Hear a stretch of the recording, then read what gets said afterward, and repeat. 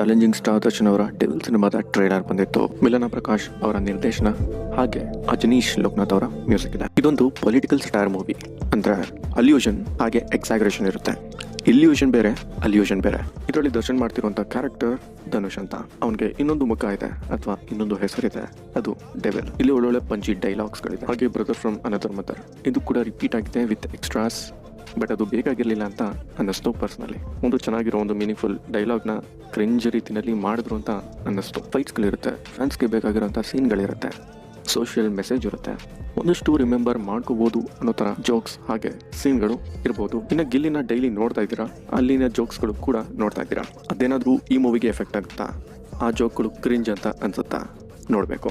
ತುಂಬ ಎಕ್ಸ್ಪೆಕ್ಟೇಷನ್ ಅಂತೂ ಇದೆ ಕೊನೆ ಫಿಲಮ್ ಅನ್ನೋ ಥರ ಸೆಲೆಬ್ರೇಟ್ ಮಾಡೋಕ್ಕೆ ಕೂಡ ಕಾಯ್ತಾ ಇದ್ದಾರೆ. ನಮ್ಮ ಮೂವಿ ಬಗ್ಗೆ ನಿಮ್ಗೆ ಏನು ಎಕ್ಸ್ಪೆಕ್ಟೇಷನ್ ಇದೆ ತಿಳಿಸಿ. ಹಾಗೆ ಟ್ರೈಲರ್ ಇಷ್ಟ ಆಗಿದ್ರೆ ಡೆವಿಲ್ ಅಂತ ಕಮೆಂಟ್ ಮಾಡಿ.